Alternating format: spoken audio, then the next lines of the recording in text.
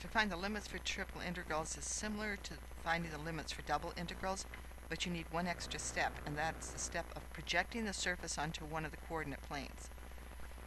The reason for that is that these integrals are sort of, you could say, telescoped. The most outside one has to have constant limits. The next one can only depend on the last integral, but the first one can depend on the other two. That's a reason for the projection, is this dependence here. Here's a picture from Thomas, and it shows the procedure.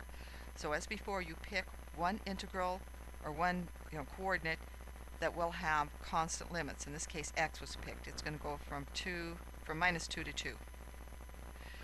To find the next integral, you project the figure down onto the coordinate plane, in this case onto the xy plane. And you draw the line. Here's a line L. It's parallel to the y-axis, so everything is as before. Y enters the region at minus square root of 4 minus x squared over 2, and it leaves this region, in this case, at the square root of 4 minus x squared over 2. Now you have the limits in y. To find the limits in z, you draw a line parallel to the z-axis, and you try to find where that line enters the region. And of course, we're in 3 dimensions here, so the region is a volume. And it enters at x squared plus 3y squared. It leaves at 8 minus x squared minus y squared. And here's how that integral would look. The most outside one is going to have the limits minus 2 to 2, and that will be x with a constant. The next one is going to be in y, and it's going to vary from 4 minus x squared over 2, or negative of that, to the square root of 4 minus x squared over 2. Okay, you see it can only depend on the last one, which is x. And then the third integral enters the region at, what is that, x squared plus 3y squared.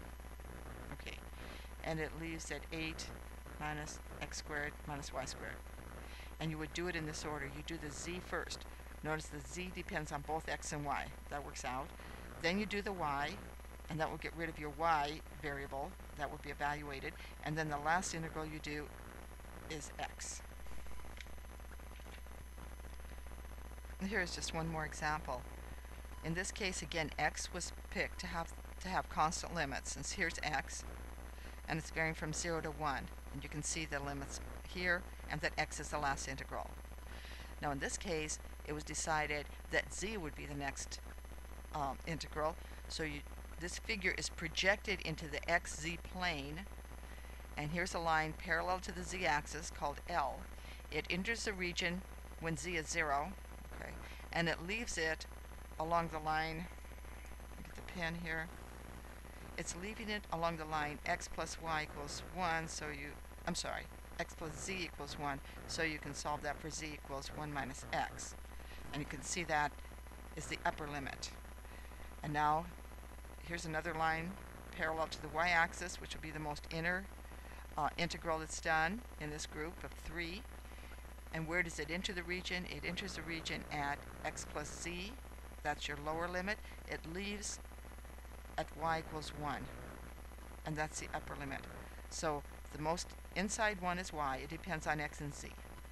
The next one will be z, and its limits depend only on x. So you integrate out the z, you'll end up with a function of x.